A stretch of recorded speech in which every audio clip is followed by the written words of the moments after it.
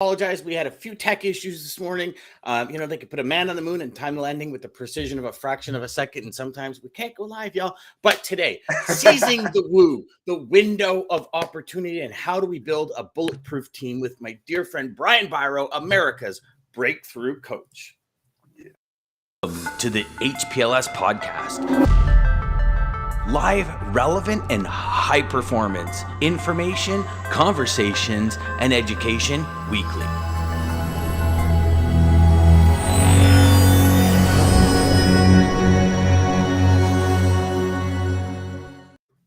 And Lisa comes in with the crushing victory over Jeff. 4 days in a row, beat him out. Good morning, everybody. Good morning. Mind blowing. Good morning, Jeff. Good morning, Lisa. Good morning, John. Good morning, everybody. Man, you're getting close, Josh. Yeah, Joshua's coming in.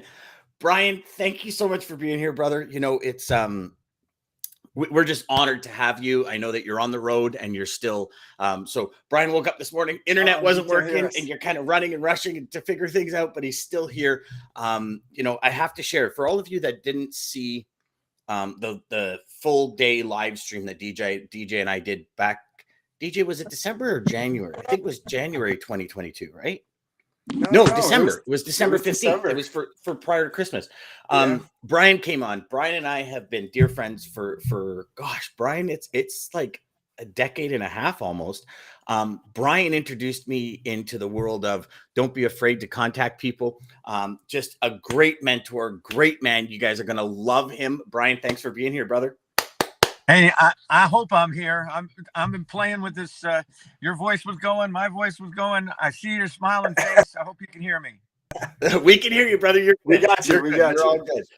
So the big question, okay, so as we dive into today, as the world keeps shifting and changing and, our careers start consuming more of our lives, I'd like you to go back and kind of share this window of opportunity, the woo, and also talk about the presence, because I know to set the baseline for everyone, can you just go back and share your story about when you were in logistics and transportation and kind of what that transition was to seizing the woo and how it matters in our everyday life?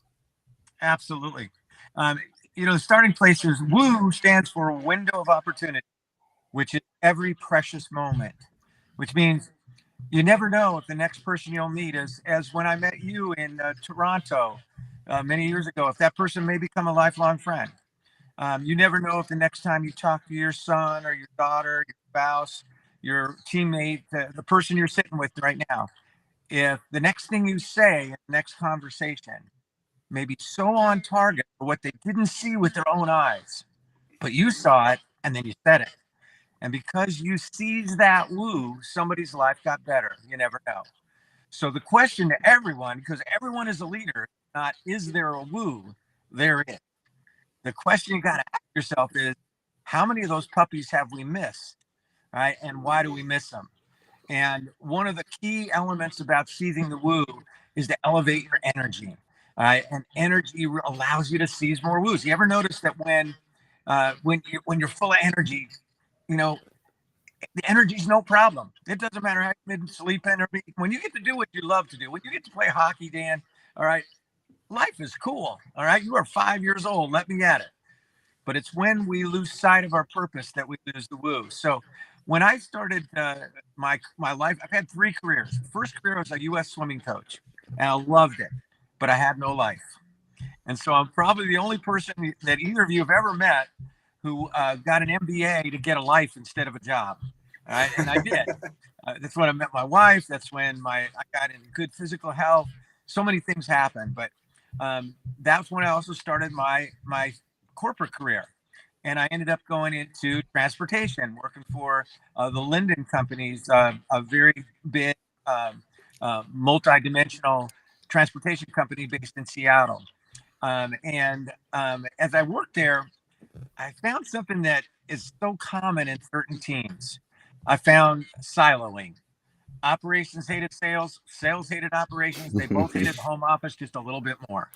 All right. And that made no sense to me with my background in sport about the power of a team and how you want the different parts of a team to appreciate one another. You can't be a winning hockey team and have a silo against your goalie. It doesn't matter how many goals you score if that goalie's going to not work for you, and vice versa. So that's when I started doing team building events for my own company. I was vice president. I saw this siloing. Everybody else was saying, it's the market, it's the timing. We have to wait for the market to come back. And I said, you know what? It's not the market. It's us. We don't appreciate each other. We don't support each other. We don't lift each other. And so I started doing these events, and they went great.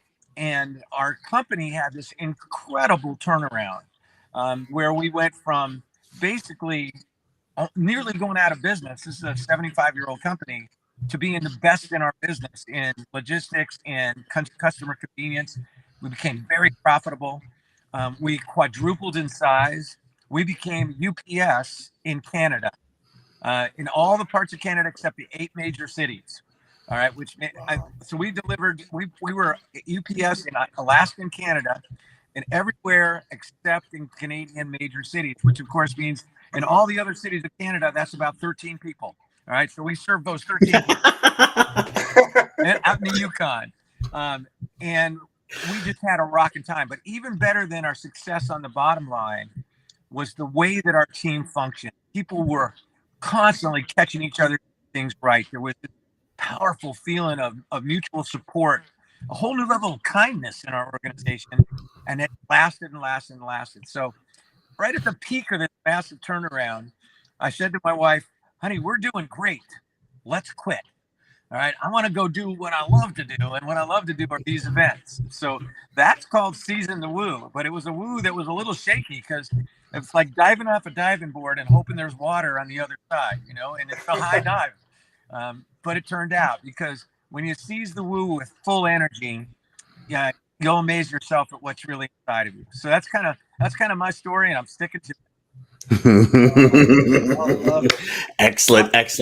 He touched on so many good points. I love Brian that touched on, because it's no matter what. So I was a server, worked in the restaurant industry, done home improvements, and no matter where you're at, it seems like one team against another. It was cooks against the servers. Oh, the servers are lazy. Oh, they just this. Oh, the cooks are dumb, and they this, and it's just this constant battle. And I always thought the same thing, like, why? We're all on the same team. Why are we doing this? Like, absolutely. I used to talk about this as a coach. People think of swimming as an individual sport, but they're wrong. They have no idea how much we mean to each other. But this is where I really understood it, because every day in practice, when we worked together, when everybody pulled together, it was honest to goodness like we had a massive current pushing us faster.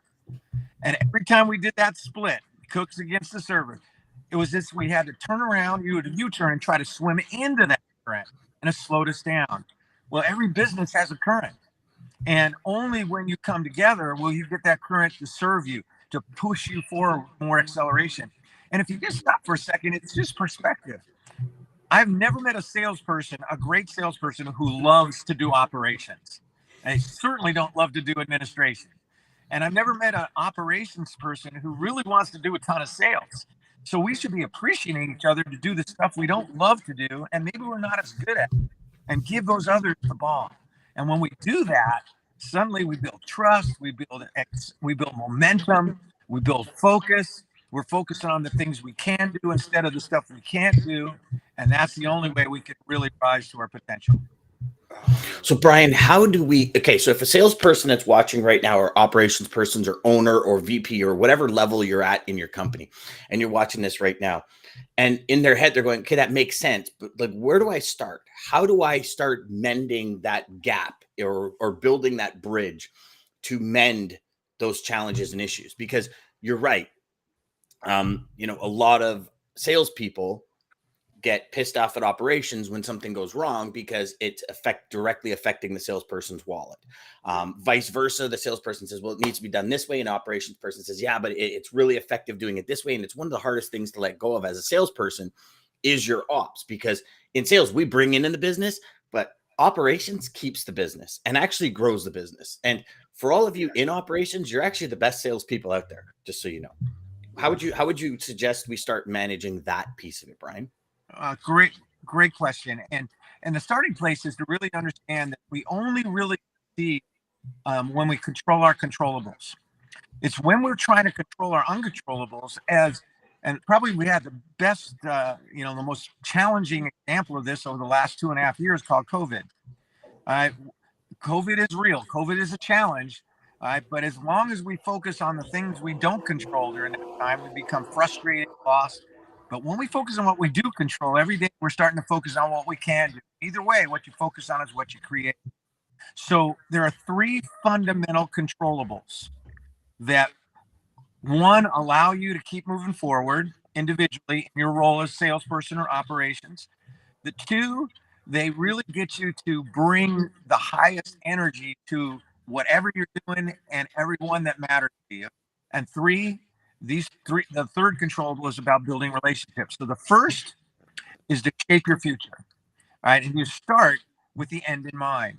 All right. What you start with is looking at a team. If you don't see yourself as one, then you're going to see yourself separately. So start by understanding that what I want to do is create an unstoppable team that supports each other. We see it all the time in sports. You can be the greatest individual when you're on the ice by yourself playing hockey, but if you don't have a team passing the puck to you, you're not going to score any goals. If you don't have a goalie who's going to stop the other team, it doesn't matter how well you're doing. So start by understanding the end in mind is that we do create this synergy. That's about shaping your future. See it every day. Work on it visually in your mind. Secondly, is understand that we have responsibility to energize and engage our team. When it comes to human performance, when it comes to breakthroughs, when it comes to really, really maximizing your fulfillment in all you do, a huge amount of that is about energy. But so many people think that their energy is like the weather. It's like, sure, hope the energy the weather's great for my family. Hope the weather's great when I go on spring break. But your energy is a choice. It's a controllable. And so to take charge of, and before you can energize and engage your team, who must you energize and engage? Yourself. So you start by focusing on really building your own energy, and it's contagious. But the third and foremost key to really building teams and breaking through silos is the third controllable: build people, build teams, and build relationships. Yeah, everyone who watches your show, a lot of people watch your show, I'm sure it's spreading to other industries. If you ask them what they do, they probably say, I'm in the transportation field. True. But what field is it really? It's the people field. Mm-hmm. It's the relationships you build. It's the way you grow and you help others grow that's going to determine how far you go. So how do you build relationship that breaks through those silos? Well, the first and foremost foundation of that is to be fully present. I'll give you a couple great examples. When I was in my transportation career, until I started to wake up about how we were so separated, our vice president of operations and I were exactly at bumping heads all the time. The only time that we would stay together was when we had to be in the same meeting. All right, his office. I'm embarrassed to tell you this. His office was next door to me, so I'm in charge of sales and marketing. He's in charge of operations. There's a little bit of drywall between us. I never spent more than 2 minutes with the man, unless I had to be in a meeting, and then he'd be on his side, I'd be on my side. When I started to understand the power of synergy, the power of building teams, people, and relationships, one day I went into his office with no big agenda, just to go in and kind of get to know him. We'd sat next to each other for a year, but we didn't know each other. And I looked around and I saw that he had pictures on the wall about bicycling. He was a competitive bicyclist. And I was doing marathons at the time. I go, wow, I didn't realize that. See, here was the challenge. He was in out of operations. He loved to look at the problem and dissect it. I was always going, let's move. So it was like bumping heads. Well, I sat down in that office with him, and for the first time ever, instead of just talking about what I wanted to do, I started asking questions. I started asking about his background. I asked him about his family. I asked him about his bicycling. And I really listened. Well, we were in that office for an hour. The only time we've been fully present, which means 100% of your mind, body, and spirit is with the person you're with where they are now. We didn't talk about business. We didn't talk about all that. We talked about our humanity. We talked about things that matter to us. At the end, we talked about what we wanted for the team. Well, when I walked out of that room, there was a whole new leadership team. From that point on, I would never have a sales meeting without operations being present. They never would have an operations meeting without sales present. And we actually listened to each other. And that's when we started to turn it around. So the starting place to break through those silos is to be fully present. Another example, when I left the corporate world, when I left the transportation business, I became vice president for a while of a very large international training company. I inherited a director of operations who had the greatest name ever. Her name was Raffaella Regina Rossi. All right, we called her R3. Now, she was the head of operations for us. And when I took over as her boss, she could not stand me. Now, I'm not used to this because I love people. I get along with people. But the reason was I had replaced somebody that she had been extremely loyal to. And she construed that it was my doing, that I had forced him out, which was not true, but that's the way she took it. Now, for a while, we tried to pretend that we had a pretty good relationship. How effective do you think that was? You know, Not very everybody knows. Everybody knows when there's that tension. Everybody knew it at my transportation company. People are walking on eggshells, just looking behind them, not looking forward. For a while, I tried the stuff I thought you were supposed to do as a leader. I gave her compliments. That didn't work. I gave her space. That didn't work. I gave her direction. That didn't work. One day, I finally remembered my job. My job was to help Raffaella know how important she was. And so I asked her to come in my office one day, sat down with her, and I was dead dirt honest. I said, Raffaella, our team is going nowhere because I haven't been a good enough leader to find a way for you and I to work well together. So I asked you here today to do something I know at first will sound a little odd, but I really have a reason. I said, if you will allow me for 10 minutes, I will just listen to you. You have a free pass. You can say whatever you want, however you want to say it. I will not argue. I will not defend. I will not interrupt. I will not ask a question. I will just listen. And said, all that I ask is at the end of those 10 minutes of just listening to you, you do the same for me. Would you try it? And I'll never forget Raffaella's answer. She said, Brian, I don't think I could talk for 10 minutes. I said, Raffaella, we want to break through. We're not doing anything. Would you try? And she wanted it as much as I did. Well, an hour later, she stopped talking. And in that hour, I just listened. I was fully present. I didn't say a word. And in that hour, she completely transformed our team. She realized she had not really given me a chance. She realized that if we put our energies together with our separate kinds of strengths, we would become an incredible combination. Most of all, she remembered how much she loved what we could be doing and should be doing, but weren't doing because of our stuff. When we left that room that day, over the next 6 months, we got more done than we had in the previous 3 years. People were rocking. It was such an energy of support and fun, creativity. To this day, 35 years later, she's still one of my dear friends. Even though she still owes me my 10 minutes, I never got my 10 minutes. Well, you never got to speak for your 10 minutes.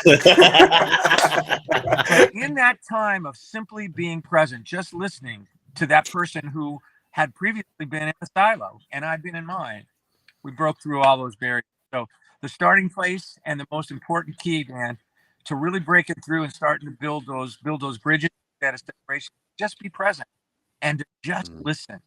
Because what they're bringing you is a perspective that can make it richer because it's not yours yet. And if we can put those together towards that vision we have for one team, we can become unstoppable. That's awesome. I love that. Awesome. Oh my gosh, I love it. We're gonna just break for some comments here, Brian. But I do have a question for you after that. I think dovetails into that and is the starting point of all of it. Lisa says that's how I met Chad Petty when we met in Vegas. That's awesome.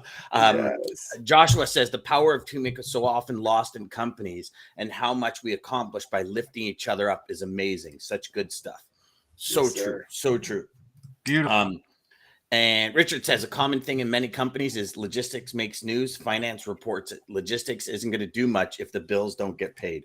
You know, Richard, you are so right. Oftentimes when we sit down with companies, it's like, what's your cost to invoice?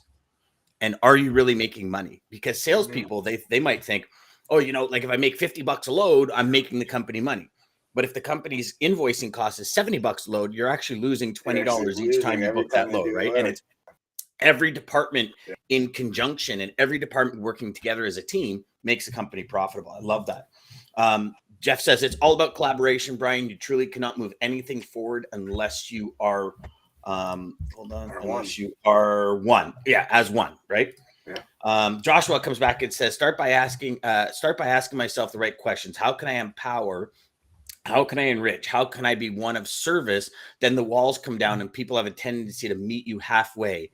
If we should respect, if we should respect understanding the ability to listen and hear. Yes, sir. Brilliant. That's powerful stuff. Brilliant. Yeah. Good morning, Team Woo, Preet.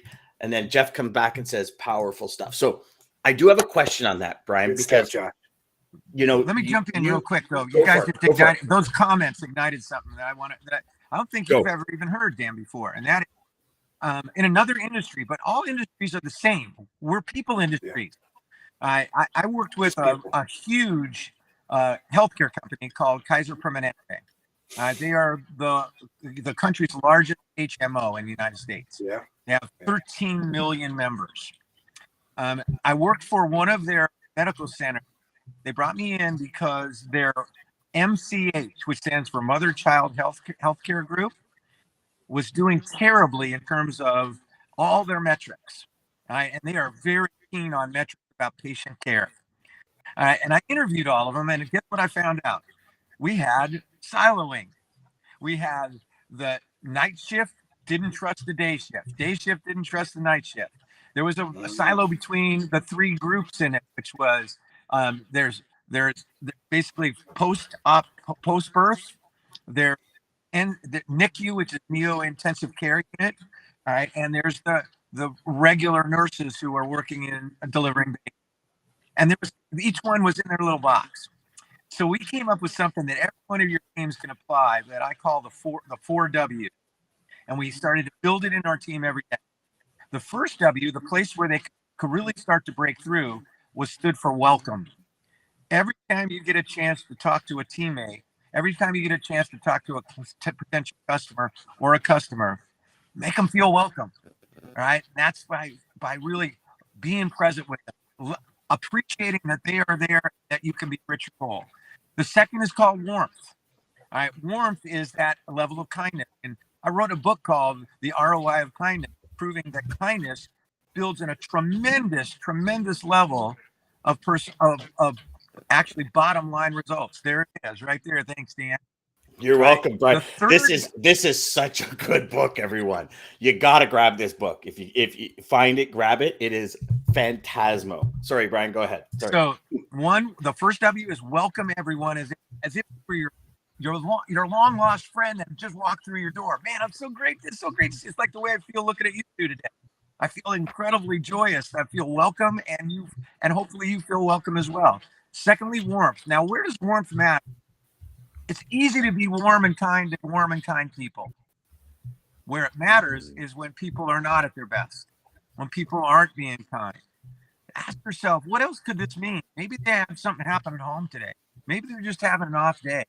Maybe we've had miscommunication we could clear up. But it's being warm when others are not at their best that really starts to break through. But the third W is the key one in this discussion. It's we, W-E. When I was working with this MCH team, what I discovered more than anything else was that all of these professionals were bringing welcoming and warmth to their patients, but not to each other. And that was where the disconnect was.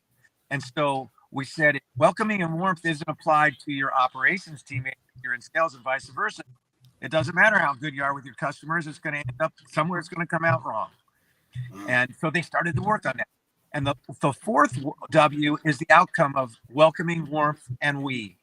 And it's called world class.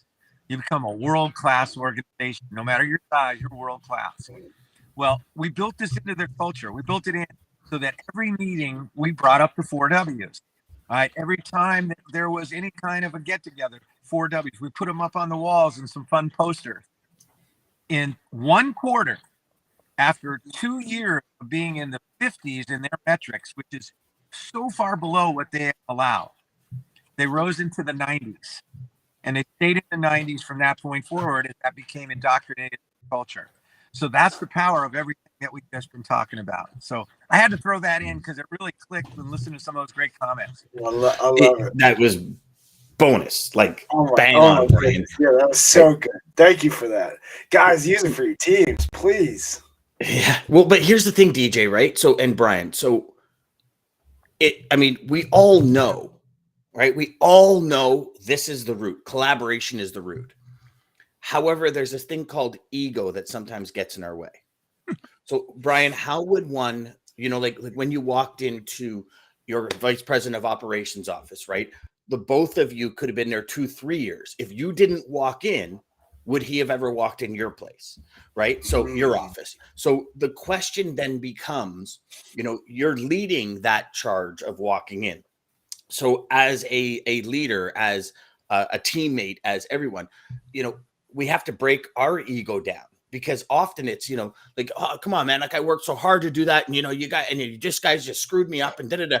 And it's that ego builds back up. So how would one go and break that ego down in order to be fully present? I love it. That's a fantastic question. And I like to, the term I use, that if you want to build a successful organization, you got to move from ego to WEGO. All right. That's where we're going, from ego to WEGO. And a starting place is a trait that is never taught. It is a choice that if you make it, you're on your path to being continually improving. And it's called humility. Now, why are people more humble? Because a lot of people think that you can't be confident and be humble. Not true. You can be very humble and very confident, because being humble doesn't mean you think less of yourself. It means you think of yourself less. But the reason why humility is so crucial, if you want to break through from ego to WEGO, is only those who are humble are lifelong learners. Because only those who are humble are always looking to get better, because they believe they can. They believe they can learn every day. They would rather be wrong and learn something from it than try to look good and always have to be right. Only when you're humble do you focus on your character more than your reputation. And when you focus, your character is who you are. Your reputation only what others think you are. And if you focus on character consistently with being a humble breakthrough leader, eventually it'll merge with your reputation. It'll become who you are. So start with an understanding humility is really a hunger to learn, and a belief that you can change and improve every day. Secondly, once you come from that place, the most effective, simple, practical way to be more fully present is to ask more than tell. That's it. It's to ask more than tell. See, we've been conditioned to think you go to a leader for answers, and there's a time for that. But if you want to work with all different kinds of people, you really want to build a team that you have faith in because you believe that they're all self-leaders, then it's the quality of the question you ask that'll determine the quality of your team. So we got 2 ears, one mouth. That's a clue. All right. That gives you an idea of a ratio to start working on. And so when you do that, see what was unique that day was until I had gone into that, my VP of operations office, I always wanted to tell, this is what we're going to do. I never asked. That day I shifted, asked first, and I was amazed at how much we had in common. Because when I wanted to tell, it was always about what I cared about. All right. When I asked, I started to discover that he cared about our company every bit as much as I did. He just looked at things differently, which together, what is collaboration? Collaboration is putting your resources together. I do not want to have a team of people who are just like me, because we'll only see this much. I want a team of people who are good at the stuff I'm not good at. I want a team of people who are fascinating and powerful in ways that I'm not, because then moving towards that common goal, that's when we become much more resourceful. It's really funny that when I left that corporation, the guy who championed all the things that we had built together was a VP of operations. He became like, he became like it was as if we were still together, because when I asked instead of told, I actually gave him a chance to tell me who he was. And until then, I wasn't paying any attention. Oh, That's amazing. My amazing. gosh. I'm glad I brought that. So 'cause I much was of the waiting stuff you for said was so ego to good. ego. Go, DJ. Go. I was just gonna say, so much of what you said was amazing. I'm gonna replay this back many times. I mean, it was just, yeah, there's so much good stuff in there. It's crazy. Well, let me ask you guys in your audience a question. Yeah. When you ask somebody what they think, you ask them for their feedback, you ask them for their input, how does it immediately make that person feel? Oh, like they're worth something. Like they've got Exactly. value. Yeah. Makes them feel valued. It makes them feel respected. Right. And you cannot build a team until there's a feeling of respect and trust. It makes them feel trusted. So right away, and you think you're doing that to build that trust, but here's the benefit: you get to learn a perspective that isn't yours. All right. And whenever you seek to enrich somebody else's experience, you can't help but enrich your own, because you have to go places and think about things and learn perspectives you never had before. So just thinking about asking questions, great questions, what happens is you immediately realize, wow, number one, I'm being fully present, because if I ask it, I really want to listen.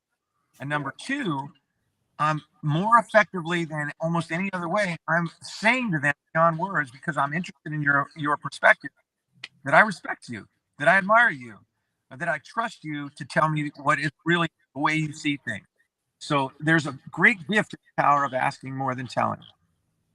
That's awesome. I know we're running out of time, Brian. Do you have another couple of minutes, like 3-4 minutes? Yeah. I know we're okay. Hey, Okay, because once we got on here logistically, baby, I'm staying as long as I can. Yes. Beautiful. Maggie says, the story of my life as a nurse. On Tuesday, I gave them this talk and they were complaining about each department, ending with everyone agreeing that it's the only way to win. 100%. I love that. I love that. That's exactly right. Not only do we have to apply these principles when people are reciprocal, but when they're not, show love, respect, understanding, and empathy. Empathy, so inspired by this conversation. Joshua, now, Brian, I don't know if you know Joshua. Joshua's doing you being a runner, Joshua's doing 100-mile run from his home to his office. And he's been preparing for this. And we just had Josh on the show this week to talk about, what it is, like how, like you got to think, the preparation. So you're balancing your career, your sales, your team, your life, your family, and preparing for a 100-mile run. So you want to talk about being busy, kind of gives everybody the perspective like, oh my gosh, I don't have enough time. It's like, yeah, well, you do. You just got to find it. Yes, you do. But you amazing. Just gotta find it. Yeah. Humility is the hallmark of true confidence. And Joshua says empowered. Yeah. So when you ask somebody what they think, you're empowering them as well, too. Absolutely. Awesome. So Brian, this is the big one, because I want to close out with this. So in closing, what would you suggest people do immediately today to work through where some friction might be in their career, in their life? And what are some of the first steps they take right now, like the second this show ends, to fix it? Excellent. I got a couple things. Number one, let's start with energy. All right. Look at yourself on a 10-point energy scale. 1 being comatose, 10 a child on Christmas morning, 10 15. Dan and DJ. That's it. All right. And ask yourself the $1 trillion question once you've created that perspective. Where are you living on that 10-point scale? Where have you lived your life? And unless your answer was 99.7, then as a humble breakthrough leader, all right, the starting place is to go on an ETP. That is an energy transformation program. And so for the next 30 days, focus on the 2 areas that absolutely positively will help you elevate your energy. The first is to change the way you move. Add movement to your life. If you want to move your business, you want to move your sales, you want to move your career, you got to move yourself. Because anytime you've been at your best, you have moved your body distinctly differently. So for the next 30 days, never sit at your computer desk for more than 15 minutes without getting up and moving. Smile more to the point it feels weird. All right, because it's training you to change your movement. Add 5 minutes a day for the first week. So I'm not talking 5 minutes each day, but 5 minutes for week 1, 5 minutes for week 2, 5 minutes for so the 4th week of your ETP, you've added 20 minutes of active movement to your life in a way that you enjoy, whether it's running, whether it's dancing, whether it's yoga, whether it's walking, whatever it is. So 1, change the way you move. You want to move your business, you got to move yourself. Number 2, start every day by asking yourself, what am I truly grateful about in my life? Start with gratitude, which is also the pathway to your purpose. There is a book called Power versus Force that measures the frequency of emotion. We're electrical beings. We all have a frequency. The highest emotion of all is gratitude. So if you start your day by saying, what am I truly grateful about? You're putting yourself at your highest frequency. So number 1, if you do that for 30 days, those 2 things, change the way you move, start every day with what am I grateful about? You're going to start to see your energy rise from 6.5 to 7.3 to 9.2. You get above 9.0, you're easy to impress and hard to offend. And that is a dynamite recipe to be a great leader. Second thing, be more fully present. And here's a practical way to do it to add to your ETP. Pick out 2 people in your life, 1 at home, 1 at work. And the one at work or in your work life, make it the person you're pretty certain God put on the planet to bug you. Make it that person. And for the next 30 days, commit to be more fully present with them. Now, it doesn't mean you have to spend more time with them. You may have less time. But when you're with them, put the cell phone down. When you're with them, ask more than you tell. And then truly listen. And you watch, after about 3 or 4 days, being more present with those people, they're going to look at you differently and go, you've been working out? You're looking good. All right. And as you become more present with those 2, you'll develop that present muscle until that becomes who you are. All right. And being fully present is the key to building trust, because you cannot fake being present, can you? You know when somebody's, checking ESPN on their phone when they're supposed to be listening to you. And being fully present sends the unstoppable message: you are important, you matter, you count. And that even matters for all of you on phone calls. Like it doesn't just matter in video or in person. Like even on phone calls, you can tell when somebody disconnects. You can tell when they're, looking over and thinking about, looking at the menu while they're supposed to be talking to you. So those 2 are the way I would start that transition to not only building teams, but to building that real power of yourself as a breakthrough leader. I just went through something yesterday. So I had a call early morning yesterday with some programmers for something I'm in the works on. And afterwards, they followed up with an email. And I'm looking at the email, and there's all these abbreviations. And I'm like, what does that mean? I'm like, okay, whoa. So I send an email back. I go, I appreciate the follow-up and the minutes and everything. And that's awesome. We'll put it into the books. But what does all this mean? And then one of the owner comes back and goes, you know what? I apologize, Dan. It's just abbreviations for the thing. He goes, we'll stop using them. I said, no. Keep using them because I want to learn. I need to learn this. And the lady that was holding the meeting says, I'm so sorry. I was using those the whole meeting, the abbreviations, the whole meeting. And she goes, so I just figured you knew what they were. And I went, I've never heard and I realized that, and it wasn't a bad thing, but what I realized was that when they were speaking, they were like, what do you think of this, this, and this? I was like, oh, and I kind of ventured off into my world of creativity. And it really hit home where I said, okay, whoa. And I said to her, I apologize. I'm going to make sure I'm more present on the next call. It's just, I go into these creative modes, and it's not disconnecting from the conversation, but it's like, what do you think of this? And I'm like, oh yeah. And like your mind's piecing. Yeah. Like shiny things I have a real problem with shiny things. But so I wanted to share that because it is so true that presence piece is paramount. Brilliant in 2 regards. 1, for you to share that with people, because people will go, I do that too. And 2, for you to be aware of it yourself. You now know the next time what you want to improve, that you're going to really listen first. A lot of people think that if we're fully present, we'll get less done. You actually get more done because you begin to be fully present with that task when it's the present task. With 100%. Each person, get more done in 5 minutes than 5 years. Yeah, there's a lot less wasted time, I feel like. Exactly. We've all done it. We have that Friday where we're going to leave at 2 all week long. We've been working 8 to 8. On that Friday, we get more done from 8 to 2 than we had all week because we were fully present. 100%. Oh, awesome. Great way to end. Oh Fantastic. my God, thank you. Now, the Thank big you, question thank is, you, thank DJ, you. did you pick the right quote for today? Dude, hopefully we'll see, but all I could tell you was amazing. And some of the empowered, this is inspiring. Jeff Patterson said, they asked the question, how do you stop yourself from chasing those shiny objects? Great question. Can we answer that before we go? Yeah. Do you want to answer that? Or do we want to answer Brian, that can you answer that before we go? Are you asking me? Yeah. Yeah. All right. Ask the question again because I lost it a little bit. No problem. How do we stop yourself from chasing those shiny objects? So how do we stop ourselves from breaking out into like a being different fully thought present pattern and not trying to be present?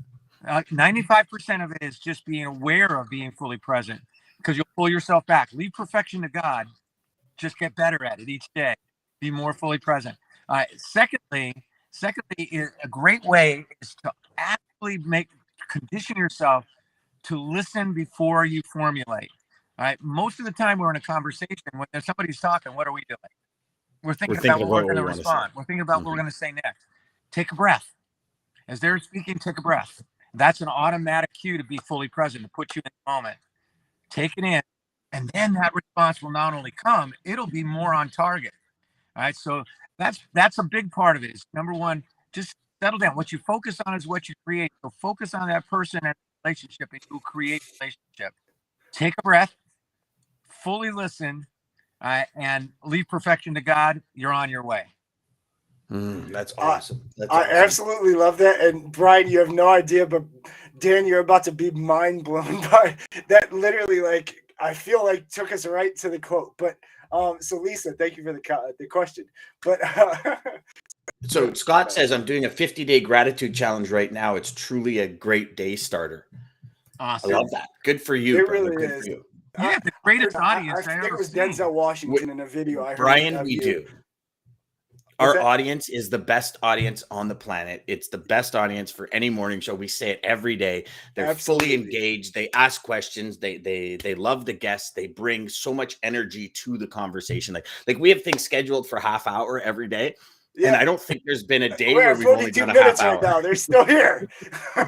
Yeah, it's been you crazy. Guys. Seriously, thank you all. But yeah, this was amazing. This was an amazing show. But yeah, gratitude, starting your day with gratitude, guys. There's nothing better. I heard Denzel say it. First thing he does is hit the floor next to his bed and think of a list of things he's grateful for. And man, that changes everything. But yes, gratitude, all of this. Brian, thank you so much. Holy cow. This literally was like the greatest show. I mean, you see everybody's still coming in. They're still coming in. Tyler just came in with a comment. But so they're still coming in, guys. I am trying to close the show, I swear. But yeah, they're still coming in. Gratitude comes with action. If you list 10 things you're grateful for every morning, you'll be surprised. Warm, clean socks may make the list. Yes, the smallest things. Start there. It's that simple. But yeah, I agree. Oh my God. Yeah. Thank you, Brian. Thank you, Dan, as always. Thank you, American Logistics, for making this possible as you do. Thank you, guys. Everybody who's watching, if you weren't sitting here giving us these comments like you are all the time, we would not have the energy and not be as excited as we are. So thank you, seriously, for just joining us weekly and going over time and us abusing your time like we are. I'm so sorry that we do that. Hopefully it really makes a difference in your day. You're not sorry. You're having too much fun. Yeah, exactly. Seriously. But again, thank you, everybody. I'm excited. Share. Sales Chatter Live, Monday through Friday, 9 a.m. till whenever we finally decide to stop, Eastern Standard Time. This is from Prasad Mays, and it's the mind is like water. When it's turbulent, it's difficult to see. When it's calm, everything becomes clear. That's why they say never make a decision in a valley. There you go. Take that breath. To the HPLS podcast. Live, relevant, and high performance.